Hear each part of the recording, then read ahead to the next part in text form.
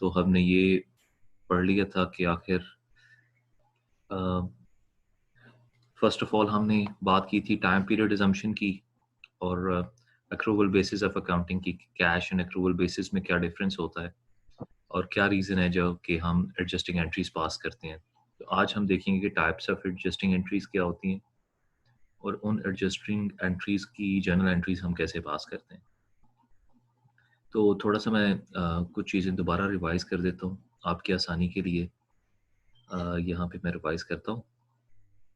वो ये कि फॉर एग्ज़ाम्पल हमारे पास एक बिज़नेस है जिसने अपनी अकाउंटिंग साइकिल जो है वो 1 मंथ की रखी हुई है। तो साल में 12 दफ़ा जो है वो अपनी अकाउंटिंग रिकॉर्ड्स को जो है वो देखता है। तो फॉर एग्ज़ाम्पल हम जनवरी, फरवरी, मार्च सो ऑन जो है इनके एक्सपेंसेस को देखना चाहते हैं, रेवेन्यूज़ को देखना चाहते हैं। अब जब जनवरी का महीना ख़त्म हो जाएगा तो फरवरी के शुरू में इस पॉइंट पे वो ये देखेगा कि मेरे एक्सपेंसेस कितने थे और मेरा रेवेन्यू कितना था। तो वो अपना प्रॉफिट देखेगा, जो भी ओनर है। अब यहाँ पे एक चीज़ नोट करनी है आपने कि अगर मैं कोई एक्सपेंस जनवरी में करता हूँ, लेकिन उसको मैं पे जाके करता हूँ सितंबर में, तो प्रॉब्लम क्या होगी कि एक्सपेंस तो जनवरी का था, यहाँ जनवरी के प्रॉफिट में से वो माइनस होना चाहिए था। लेकिन क्योंकि मैंने सितंबर में पे किया है, तो सितंबर का प्रॉफिट जो है वो कम नज़र आएगा, क्योंकि जब मैं एक्सपेंस पे करूँगा, तो यहाँ पे जो रेवेन्यू माइनस एक्सपेंस होगा, उसमें एक्सपेंस ज़्यादा होगा, तो मेरा प्रॉफिट ऑटोमेटिकली कम हो जाएगा। तो एडजस्टमेंट्स हम इसलिए करते हैं ताकि जिस अकाउंटिंग पीरियड के एक्सपेंसेस और रेवेन्यू हैं, उसी अकाउंटिंग पीरियड में हम उनको रिकॉर्ड करें। ठीक है? So basis of adjusting entries का मतलब ये है कि we record the expenses and revenues in the accounting period when they are incurred। तो हम अपने एक्सपेंसेस को, रेवेन्यूज को उन्हीं अकाउंटिंग पीरियड्स में रिकॉर्ड करते हैं जिन अकाउंटिंग पीरियड्स में वो इंकर होते हैं। अब इनका इम्पैक्ट किस पे होता है? दो इम्पोर्टेंट फाइनेंशियल स्टेटमेंट्स जो हैं, they get impacted by these adjusting entries, balance sheet and income statement. So we will see that the adjusting entries have a relationship with balance sheet and income statement because these are the most important statements। आपको पता है income statement में हम अपने जो revenues हैं उनमें से expenses को minus करते हैं और balance sheet में हम देखते हैं कि business के assets कितने हैं, business की liabilities कितनी है और owners equity कितनी है। तो ये चीज़ें हम understand करते हैं, तो इस पे adjusting entries की जो है वो impact होता है। अब एडजस्टिंग एंट्रीज रेवेन्यू के हवाले से भी होती हैं और एक्सपेंसेस के हवाले से भी होती हैं। ठीक है? We need to ensure that the revenue recognition and matching principle are followed, क्योंकि हम generally accepted accounting principles follow कर रहे होते हैं, तो उसमें हमें रेवेन्यू रिकग्निशन प्रिंसिपल और मैचिंग प्रिंसिपल ये दोनों फॉलो करने हैं। अब रेवेन्यू रिकग्निशन कहता है कि एक्सपेंसेस एंड रेवेन्यूज ये जब भी इंकर होंगे तब हम इनको रिकॉर्ड कर लेंगे। अगर कैश रिसीव हो या पे हो, ना भी हो, फिर भी हम इनको रिकॉर्ड कर लेंगे, क्योंकि जब एक्सपेंस होता है, रेवेन्यू होता है, हमें उसी अकाउंटिंग पीरियड में रिकॉर्ड करना है जिस अकाउंटिंग पीरियड से ये बिलोंग करते हैं। मैचिंग प्रिंसिपल ये कहता है कि आपने एक अकाउंटिंग पीरियड के रेवेन्यूज और एक्सपेंसेस को उसी अकाउंटिंग पीरियड में मैच करना है एक दूसरे के साथ, ताकि आपको पता चले कि उस अकाउंटिंग पीरियड का रेवेन्यू कितना है, प्रॉफिट कितना है। तो आगे चलते हैं, हम देखते हैं कि हमारे पास कितनी किस्म की एडजस्टिंग एंट्रीज हैं। तो हम 4 किस्म की एडजस्टिंग एंट्रीज पढ़ेंगे इस चैप्टर में। एक प्रीपेड एक्सपेंसेस हैं, दूसरे अक्रूड रेवेन्यूज हैं, थर्ड अनअर्न्ड रेवेन्यूज हैं और फोर्थ अक्रूड एक्सपेंसेस है। तो we will start with prepaid expenses. हमने थोड़ा सा इसके बारे में पहले भी पढ़ा हुआ है। देखिए, अकाउंटिंग साइकिल के बारे में जब हमने बात की थी, तो आपको पता है कि अकाउंटिंग साइकिल में मैंने आपको बताया था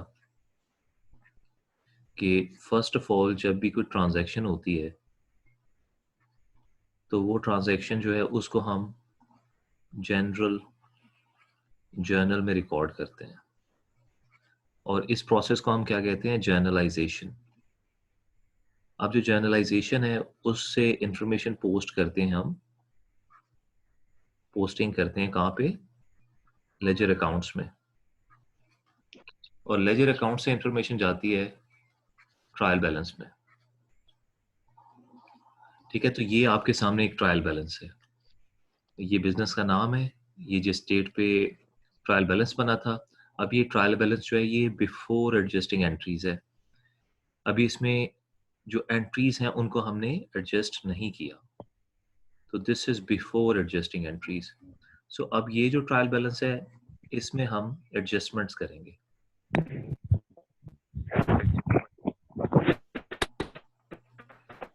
ओके, प्लीज अगर आप बात नहीं कर रहे, अपना माइक जो है उसको ऑफ रखें ताकि शोर ना आए।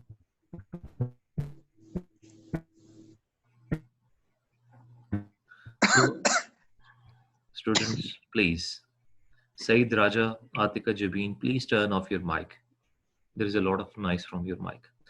Okay, so adjusting entries जो हैं वो हम करते हैं जब हम ट्रायल बैलेंस बना लेते हैं। अब ट्रायल बैलेंस में हमारे पास सारे अकाउंट्स अवेलेबल हैं, ठीक है। इन अकाउंट्स को यूज करके हम okay, so I'm gonna remove a couple of students. They are not trying to accommodate us. They are not listening us. All right. So trial balance में आपने देखा कि हमारे पास मुख्तलिफ अकाउंट्स हैं जिनके बैलेंसेस हम लिखते हैं, डेबिट्स और क्रेडिट्स, और उनको आपस में देखते हैं कि बैलेंसेस जो हैं वो इक्वल होने चाहिए आपके डेबिट के और क्रेडिट के। अब इसमें एडजस्टेड अकाउंट्स नहीं है, जो हम ट्रायल बैलेंस बनाते हैं उसमें एडजस्टमेंट्स नहीं होती। तो इन एडजस्टमेंट्स को करने के लिए हम एडजस्टमेंट ट्राई करते हैं, उसकी अकाउंटिंग एंट्रीज पास करते हैं। तो सबसे पहले जो हम एडजस्टिंग एंट्रीज देखेंगे वो प्रीपेड एक्सपेंसेस की और अनअर्न्ड रेवेन्यूज की होंगी। इनको हम बोलते हैं डेफरल्स, इन दोनों को डेफरल्स बोलते हैं। तो प्रीपेड एक्सपेंसेस को सबसे पहले देखते हैं। प्रीपेड एक्सपेंसेस जैसा कि नाम आपको बता रहा है, शो कर रहा है कि प्रीपेड एक्सपेंसेस क्या होते हैं। दे आर प्री पेड, पहले से पे किए गए, ठीक है, that you have paid in advance. यहाँ पे डेफिनेशन देख ले, payment of cash that is recorded as an asset because service or benefit will be received in the future.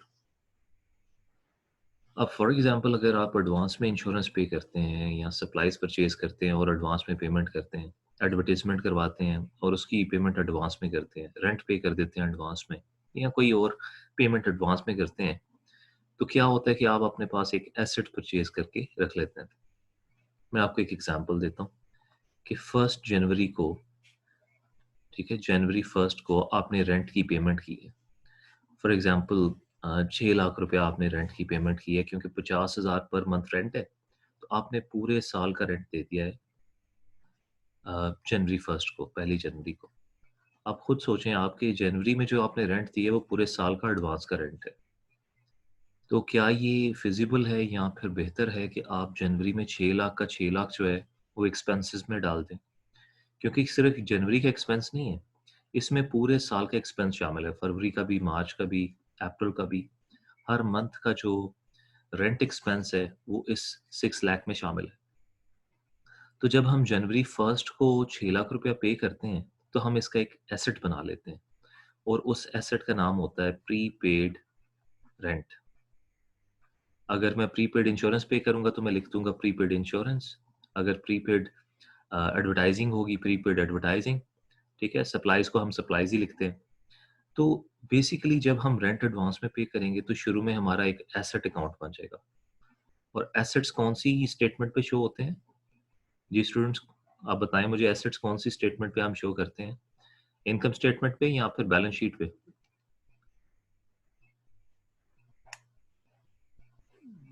Income balance statement sheet balance income sheet पे। Statement पे। नहीं, income statement पे नहीं करते। इनकम स्टेटमेंट पे अभी मैंने बताया कि एक्सपेंसेस और रेवेन्यूज जो हैं सिर्फ वो शो होते हैं। बैलेंस शीट पे हम एसेट्स, लायबिलिटीज और ओनर्स इक्विटी ये तीनों शो करते हैं। तो जो प्रीपेड रेंट का हमारा एसेट अकाउंट होगा उसको हम बैलेंस शीट में शो करेंगे। अब जनवरी 1 को हमारे पास एक एसेट क्रिएट हो गया प्रीपेड रेंट के नाम से। अब वो 6 लाख रुपया उसके अंदर है। अब यहाँ पे मैं एक टी अकाउंट बनाता हूँ और टी अकाउंट का नाम रखते हैं प्रीपेड रेंट। अब इसमें साल के शुरू में जनवरी के पहली तारीख को मेरे पास 6 लाख रुपए है। ठीक है, अब जनवरी का महीना गुजर गया तो 31 जनवरी जो है इस 6 लाख में से 50,000 क्रेडिट हो जाएगा क्योंकि एक महीने का रेंट है 50,000। इसी तरह 28 फरवरी को भी 50,000 रेंट जो है इसमें से क्रेडिट हो जाएगा। इसी तरह 31 मार्च को अगेन 50,000 जो है वो इसी तरह 12 दफ़ा क्रेडिट होगा ये अकाउंट। तो 12 दफ़ा जब 50,000 क्रेडिट होगा तो क्रेडिट साइड पे भी 6 लाख आ जाएगा और डेबिट साइड पे भी 6 लाख आ जाएगा। तो इवेंचुअली ये अकाउंट जो है ये कैंसिल आउट हो जाएगा। तो ये एक टेम्परेरी अकाउंट है जो हम एडवांस में बनाते हैं। जब भी हम एडवांस में पेमेंट करेंगे किसी एक्सपेंस की तो हम एक टेम्परेरी एसेट प्रोड्यूस करेंगे जिसको हम बैलेंस शीट में लिखेंगे। उसका नाम होगा प्रीपेड एसेट और वो आहिस्ता आहिस्ता कंज्यूम होता जाएगा जैसे जैसे साल गुजरेगा। सो प्रीपेड एक्सपेंस कब होगा? जब हमारी कैश पेमेंट बिफोर एक्सपेंस होगी। एक्सपेंस बाद में होगा, कैश पेमेंट पहले होगी। अब देखें साल के शुरू में जनवरी के शुरू में हमने 6 लाख रेंट दे दिया, लेकिन एक्सपेंस तो तब होगा ना जब बिल्डिंग यूज करेंगे। जब जनवरी का महीना गुजरेगा फिर रेंट होगा, लेकिन हमने एडवांस में पेमेंट कर दी। तो जब हम एडवांस में पेमेंट करते हैं तो उसे क्या कहते हैं? Prepaid expense. समझ आ गई? Yes yes sir. Yes sir. Prepaid expense जब भी होगा तो उसकी जो जर्नल एंट्री होगी वो इस तरह से होगी। दो जर्नल एंट्रीज होती हैं, एक को हम बोलते हैं पेमेंट, पेमेंट की जर्नल एंट्री, और दूसरी होती है एडजस्टमेंट। ठीक है, so we have two adjusting entries, one for payment and the other one for adjustment। तो देखें यहाँ पे एक चीज़ आप ज़रा गौर करें। पहले एक ट्रांजैक्शन को पढ़ते हैं और देखते हैं कि इसमें आखिर कौन सी चीज़ है जो कि उसने एडवांस में पे की है। On January 1st, Phoenix Consultancy paid 12,000 for 12 month of insurance coverage। तो इसने इंश्योरेंस पे की है 12 महीने के लिए एडवांस में। कितनी? $12,000। तो अगर 12,000 इसने 12 महीने के लिए पे किया है तो पर मंथ इंश्योरेंस कितनी है? $1,000। तो अब जनवरी 1 को इसने पेमेंट की है, तो पेमेंट की एंट्री क्या होती है? जब आप पेमेंट करते हैं कैश क्रेडिट करते हैं, डेबिट क्या करेंगे? Yes sir. एक एसेट अकाउंट क्रिएट करेंगे। एक्सपेंस। एक्सपेंस हम तब करेंगे बच्चे जब एक्सपेंस होगा। अभी एक्सपेंस नहीं हुआ, एडवांस में पेमेंट किया हमने, तो अभी हम डेबिट करेंगे प्रीपेड इंश्योरेंस को। जी सर। यही चीज आपने यहाँ पे समझनी है कि जब एक्सपेंस होने से पहले हम एडवांस पेमेंट करते हैं तो फिर हम प्रीपेड अकाउंट क्रिएट करते हैं, उसको डेबिट करते हैं। तो प्रीपेड इंश्योरेंस को हमने 12,000 से डेबिट कर दिए और कैश को हमने 12,000 से क्रेडिट कर दिया। तो जब ये जनरल सर एंट्री ये अपने प्रीपेड पास, इंश्योरेंस हमारा एसेट होगा ना? ये हमारा एसेट होगा। जिस भी एक्सपेंस के साथ प्रीपेड का वर्ड आएगा वो आपका एसेट होगा क्योंकि वो एडवांस पेमेंट है। देखो ये ऐसे ही है जैसे मैं अपने 12,000 आपको दे देता हूँ और आपको कहता हूँ अच्छा आपने मेरा एक काम करना है, लेकिन जब तक आप वो काम नहीं करेंगे वो 12,000 आपके नहीं है, वो मेरे हैं। जब आप मेरा काम कर देंगे तो वो 12,000 आपके हो जाएंगे। समझ आ गई? ठीक है जी सर। तो अब ये जो जर्नल एंट्री है इसको, इसकी अमाउंट्स को हम कहाँ पे ट्रांसफर करेंगे? इनके अकाउंट्स में। देखिए प्रीपेड इंश्योरेंस का जो अकाउंट है वो डेबिट हो रहा है 12,000 से, तो इसकी अमाउंट प्रीपेड इंश्योरेंस की डेबिट साइड पे ट्रांसफर हो गई। इसी तरह जो कैश का अकाउंट है वो क्योंकि हम कैश पे कर रहे हैं तो वो क्रेडिट हो रहा है, तो ये अमाउंट क्रेडिट साइड पे कैश के अकाउंट में ट्रांसफर हो गई। समझ आ गई? Yes sir. आगे चलते हैं। यस तो ये पेमेंट की एंट्री थी। जब पेमेंट की एंट्री की हमने तो कैश क्रेडिट हुआ और प्रीपेड इंश्योरेंस हमारा डेबिट हुआ 12,000 से, ठीक है। अब Phoenix consulting paid 12,000 for 12 month of insurance coverage, ये हमने देख लिया। Show the adjustment entry required on January 31st। अब डेट देखें, वो कहते हैं जनवरी 31st। तो 1 जनवरी से 31 जनवरी तक एक महीना कंप्लीट हो गया। तो एक महीना कंप्लीट होने के बाद आपका इंश्योरेंस एक्सपेंस होगा। तो उस इंश्योरेंस एक्सपेंस को कैसे रिकॉर्ड करेंगे? इंश्योरेंस एक्सपेंस को डेबिट करेंगे और प्रीपेड इंश्योरेंस को क्रेडिट करेंगे। देखिए, इंश्योरेंस एक्सपेंस को 12,000 से डेबिट नहीं करना, क्योंकि 12,000 आपके 12 महीनों का एक्सपेंस है। अभी सिर्फ एक महीना गुजरा है, तो एक महीने का एक्सपेंस है 1,000। तो हमने इंश्योरेंस एक्सपेंस को डेबिट किया 1,000 से और प्रीपेड इंश्योरेंस को क्रेडिट किया 1,000 से, ठीक है। तो अब इंश्योरेंस एक्सपेंस का जो अकाउंट है 1,000 उसकी डेबिट साइड पे चला जाएगा और जो प्रीपेड इंश्योरेंस है उसका क्रेडिट साइड पे 1,000 आ जाएगा, ठीक है।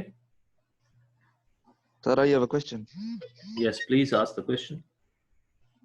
सर, ये जो इंश्योरेंस एक्सपेंस है आपने बताया, ये 31 जनवरी को 1,000 देना पड़ेगा, लेकिन सर हमने तो ये 12,000 रुपया प्रीपेड नहीं दिए हुए, हमने इकट्ठे जमा कराए हुए ना। अच्छा, ठीक है। देखो, आपने 12,000 कब दिया था? डेट बताओ। Date sir on January 1st। 1 जनवरी को। तो 1 जनवरी को जब आपने 12,000 दिया था तो आपने कोई इंश्योरेंस सर्विसेज ली थी? नहीं ली थी ना। नहीं ली थी सर। तो आपका इंश्योरेंस एक्सपेंस तो तब होगा जब कोई इंश्योरेंस सर्विसेज लेंगे आप। समझ आई? जी सर। अब एक पूरा महीना गुजर जाएगा तो 31 जनवरी को आपने एक महीने की इंश्योरेंस सर्विसेज ले ली हैं, ओके। जी सर। तो वो जो एडवांस आपने 12,000 दिया था उसमें से 1,000 काट लिया जाएगा, क्योंकि एक महीने की सर्विसेज आपको प्रोवाइड कर दी गई। जी सर, ठीक हो गया। वो जो 12,000 आपने शुरू में दिया था वो आपका एसेट था। उस एसेट का आपने नाम क्या रखा था? Prepaid insurance. जी सर। और एसेट जब भी आप बनाते हैं, जब भी वो क्रिएट होता है एसेट, उसको हम डेबिट करते हैं। तो उस 12,000 को आपने डेबिट किया था, लेकिन महीना गुजरने के बाद उसमें से 1,000 कम हो गया, उसमें 1,000 की कमी आ गई। तो एसेट में जब कमी आती है तो उसको हमने क्रेडिट करना होता है। तो उस प्रीपेड इंश्योरेंस को एक महीने के बाद हमने 1,000 से क्रेडिट कर दिया, जी सर, ठीक है। ठीक हो गया सर। अच्छा, अब आपसे मेरा एक क्वेश्चन है कि 1,000 तो जनवरी जी के सर। आखिर में कम हुआ है, तो फरवरी एक और महीना है, जब फरवरी पूरा गुजर जाएगा तो फिर 1,000 कम होगा कि नहीं होगा? होगा सर होगा मार्च के एंड पे होगा भी सर, होगा। होगा। तो इस होगा। तरह से 12 महीने के बाद एक एक हजार 12 दफा कम हो जाएगा, तो आपके प्रीपेड इंश्योरेंस में कितने पैसे बचेंगे 12 महीने के बाद? जीरो। तो जितने बनेंगे उनसे उसको माइनस कर जीरो देंगे। सर। जीरो। तो पूरे होंगे। ये अकाउंट जो आपका प्रीपेड इंश्योरेंस का एक एसेट था, ये 12 महीने के बाद खत्म हो जाएगा। 12 महीने के बाद इसलिए खत्म हो जाएगा क्योंकि इंश्योरेंस ही आपने 12 महीने की दी थी, ठीक है। जी सर। तो ये जो एडजस्टमेंट के अकाउंट्स होते हैं ये आर्टिफिशियल अकाउंट्स होते हैं। ये जो टाइम पीरियड होता है ना एडजस्टमेंट का, उसके बाद ऑटोमेटिकली खत्म हो जाते हैं। जैसे प्रीपेड इंश्योरेंस खत्म हो गया ऑटोमेटिकली 12 महीने के बाद।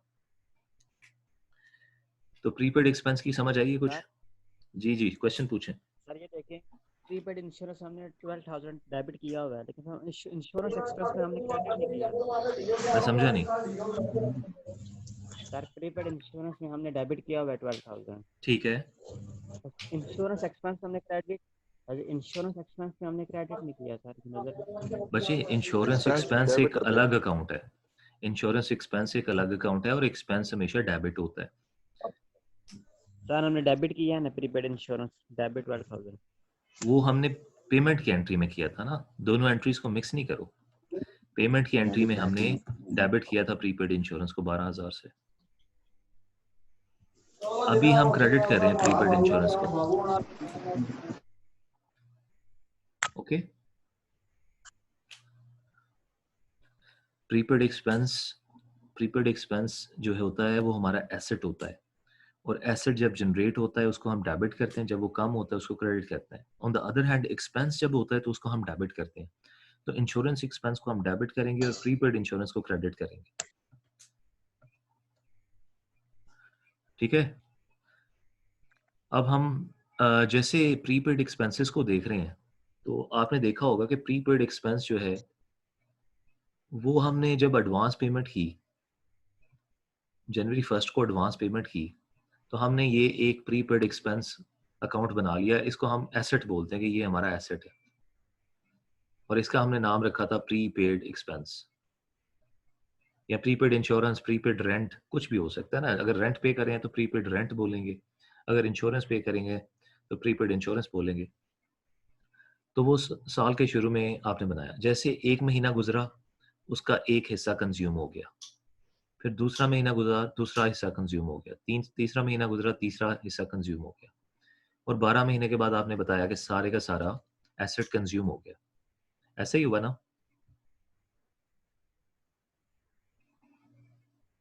जी सर। Yes sir. तो डेप्रिसिएशन में भी ऐसे ही होता है। डेप्रिसिएशन में आप फिक्स्ड एसेट, एक फिक्स्ड एसेट शुरू में परचेज कर लेते हैं, उसकी एक फिक्स्ड लाइफ होती है। फिक्स्ड एसेट, फिक्स्ड एसेट में क्या कुछ आता है जी बताओ?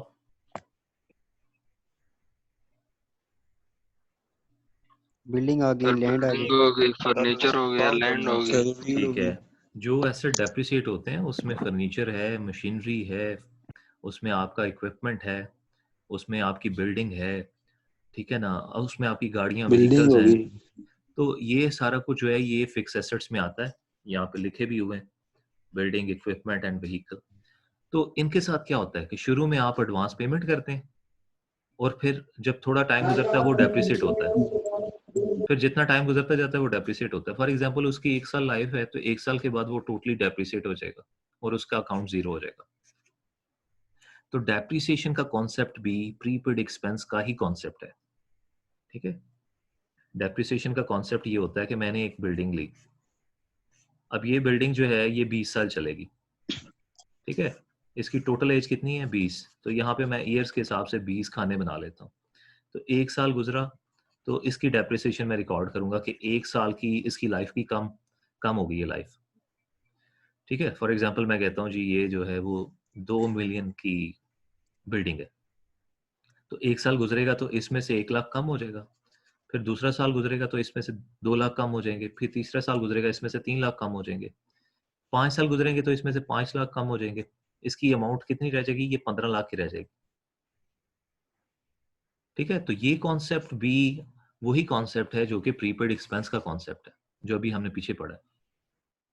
ठीक है, यस सर। तो जब हम इक्विपमेंट परचेज करते हैं तो तब हम ये एंट्री पास करते हैं, ये पहले भी आपने की हुई है। इक्विपमेंट को डेबिट करते हैं, कैश को क्रेडिट करते हैं।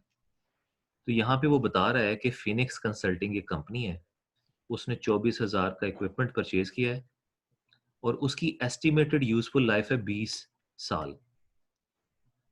ठीक है, वो कहता है जनरल एंट्रीज दिखाएं जहां पे आपने इक्विपमेंट को परचेज किया है। तो जनरल एंट्री कैसे पास करेंगे? इक्विपमेंट को डेबिट करेंगे 24,000 से और कैश को क्रेडिट करेंगे 24,000 से। ठीक कैसे है, करेंगे 24? और यही अमाउंट यस इनके सर। अकाउंट्स में चली जाएगी। इक्विपमेंट का अकाउंट जो है डेबिट हो जाएगा 24,000 से और कैश का अकाउंट क्रेडिट हो जाएगा 24,000 से। तो उसके बाद जब एक महीना गुजर गया, ठीक है, महीना गुजरा और जनवरी 31 आ गया, हमने पहली जनवरी को परचेज किया था ना इसे, तो अब 31 जनवरी आ गया, तो अब ये इसकी अमाउंट में कमी आएगी, इस एसेट की वैल्यू में कमी आएगी जिसे हम बोलते हैं डेप्रिसिएशन। तो 24,000 का ये एसेट है, 20 साल इसने चलना है और हर साल में 12 महीने होते हैं, तो 24,000 डिवाइडेड बाय 20 डिवाइडेड बाय 12, तो इसकी पर मंथ डेप्रिसिएशन है $100। तो इसकी डेप्रिसिएशन की हम एंट्री ये पास करते हैं, डेप्रिसिएशन एक्सपेंस को हम डेबिट करते हैं क्योंकि एक्सपेंस को हमेशा हम डेबिट करते हैं, और जो हमारा एसेट है जो हम बैलेंस शीट में शो करेंगे उसमें जो कमी आती है उसमें उसको हम कहते हैं क्यूमुलेटेड डेप्रिसिएशन, इसको हम क्रेडिट करते हैं। ठीक है, किस अमाउंट से? पर मंथ अमाउंट से। सो डेप्रिसिएशन एक्सपेंस डेबिट होगा और एक्यूमुलेटेड डेप्रिसिएशन क्रेडिट होगी 100 से। इसमें कोई क्वेश्चन है तो पूछ लो। सर ये एक बार दोबारा समझा दें। मैं दोबारा सर समझा यहाँ देता पे डिप्रिसिएशन एक्सपेंसेस की जगह डिप्रिसिएशन इक्विपमेंट्स भी लिख सकते हैं। नहीं, डेप्रिसिएशन एक्सपेंस जो है ना वो डेप्रिसिएशन एक्सपेंस ही आता है, लेकिन उसके बाद अगर डेप्रिसिएशन एक्सपेंस के बाद आप लिखना चाहते हो ना इक्विपमेंट, तो डेप्रिसिएशन एक्सपेंस के बाद एक छोटा सा माइनस साइन डालो और माइनस साइन डाल के ऊपर लिख लो इक्विपमेंट। ठीक है, ठीक अगर है आप सर। लिखना चाहते हो कि ये इक्विपमेंट की डेप्रिसिएशन है। Okay sir. अच्छा, तो मैं एक बार फिर रिपीट कर देता हूँ। हमने एक एसेट परचेज किया और वो एसेट जो है ना वो आहिस्ता आहिस्ता उसमें कमी आती है। ये प्रीपेड एक्सपेंस का एक कॉन्सेप्ट है। यही कॉन्सेप्ट डेप्रिसिएशन के लिए भी यूज होता है।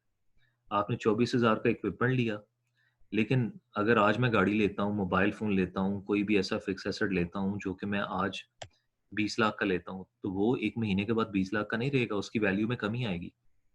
उस कमी को मैं डेप्रिसिएशन बोलता हूँ, वो मेरा एक्सपेंस है। तो जैसे प्रीपेड एक्सपेंस में हम प्रीपेड एसेट बनाते हैं और वो asset over the time expire होता जाता है, इसी तरह फिक्स एसेट भी जो है वो ओवर द टाइम एक्सपायर होते हैं, और वो जो अमाउंट एक्सपायर होती है उसे हम डेप्रिसिएशन एक्सपेंस बोलते हैं। तो इक्विपमेंट अगर मैंने $24,000 का लिया है और उसमें हर महीने $100 की कमी आती है, तो जब मैं इक्विपमेंट परचेज करता हूँ तो इक्विपमेंट को डेबिट करता हूँ और कैश क्रेडिट करता हूँ। लेकिन जब उसमें 100 की कमी आती है महीना गुजरने के बाद, तो फिर मैं डेप्रिसिएशन एक्सपेंस डेबिट करता हूँ 100 से, और एक्यूमुलेटेड डेप्रिसिएशन। अब आप कहेंगे ये एक्यूमुलेटेड डेप्रिसिएशन क्या है? जब हम बैलेंस शीट बनाएंगे ना, उसमें हम एक बार गौर से इसको देखेंगे कि जब हम इक्विपमेंट लिखेंगे ना, तो इक्विपमेंट के सामने लिखेंगे 24,000, लेकिन इक्विपमेंट के नीचे लिखेंगे एक्यूमुलेटेड डेप्रिसिएशन। वो इसलिए लिखेंगे ताकि हम बता सकें कि जब हमने इक्विपमेंट लिया था तब तो 24,000 का ही था, लेकिन अभी इसकी प्राइस 24,000 नहीं है, उसमें कमी आ चुकी है। कितनी कमी आ चुकी है वो हमें एक्यूमुलेटेड डेप्रिसिएशन से पता चलेगा। जैसे अगर जनवरी 31 को मैं देखूं तो कितनी कमी आई है, सिर्फ $100 की। अगर फरवरी के आखिर में देखूंगा तो $200 की आएगी। अगर मार्च के आखिर में देखूंगा तो $300 की आएगी। अगर मैं दिसंबर तक देखूंगा तो कितनी कमी आएगी 24,000 में, $1,200 की, क्योंकि 12 महीने गुजर चुके होंगे। समझ आई? Yes sir. Yes sir. तो ये कॉन्सेप्ट्स हैं प्रीपेड एक्सपेंस के जो कि हमने पढ़े हैं। ओके, सो अभी कोई और क्वेश्चन है प्रीपेड एक्सपेंस के हवाले से तो पूछ लें। ये देखें बैलेंस शीट में उसने बताया कि बैलेंस शीट में कैसे सर ये शो करते हैं। डेप्रिसिएशन में अगर कमी आए तो उसे हम क्रेडिट करेंगे। अच्छा, डेप्रिसिएशन जो है ना वो एक एक्सपेंस है, तो डेप्रिसिएशन एक्सपेंस हमेशा डेबिट होता है। ठीक है, ये याद रखना। डेप्रिसिएशन एक्सपेंस जैसे बाकी एक्सपेंस डेबिट होते हैं ना, वैसे ही हम डेप्रिसिएशन एक्सपेंस को भी डेबिट करते हैं। और डेप्रिसिएशन एक नॉन कैश एक्सपेंस है, ये याद रखें कि ये एक नॉन कैश एक्सपेंस है। बाकी जब एक्सपेंसेस होते हैं हमने कैश देना होता है, डेप्रिसिएशन एक्सपेंस के लिए हम कोई कैश नहीं देते। तो डेप्रिसिएशन एक्सपेंस को हम डेबिट करेंगे। और एक्यूमुलेटेड डेप्रिसिएशन, एक्यूमुलेटेड का मतलब होता है इकट्ठी की हुई, जमा की हुई। एक्यूमुलेटेड डेप्रिसिएशन को क्रेडिट करेंगे। अब यहाँ पे देखें जब बैलेंस सर शीट हम अगर यहाँ बनाते पे हैं। मशीन जी पूछो बच्चा, क्या क्वेश्चन? सर अगर मशीनरी से कोई डिप्रिसिएशन होती है तो उसका नाम भी डिप्रिसिएशन एक्सपेंस लिखेंगे। बिल्कुल बिल्कुल ऐसे ही है। ठीक है, अब मैं समझा देता हूँ ना। जैसे यहाँ पे लिखा हुआ है ना इक्विपमेंट, उसके नीचे लिखा हुआ है एक्यूमुलेटेड डेप्रिसिएशन। तो अगर मशीनरी है तो आप लिखेंगे मशीनरी। आप कहते हैं मशीनरी हमने $50,000 की ली है, तो यहाँ पे 50,000 उसके सामने। आप कहते हैं मशीनरी की जो एक्यूमुलेटेड डेप्रिसिएशन हुई है वो 10,000 हुई है, तो 50,000 के नीचे 10,000 माइनस कर देंगे। जब माइनस करते हैं अकाउंटिंग में तो ब्रैकेट्स में लिखते हैं ना अमाउंट को, तो आपके पास बैलेंस मशीनरी में कितना रह जाएगा, 40,000। Okay, yes sir. ओके बच्चों, ये 40 मिनट का जूम का सेशन खत्म हो रहा है। मैं दूसरा लिंक भेजता हूँ, फिर वो ज्वाइन करो आप लोग।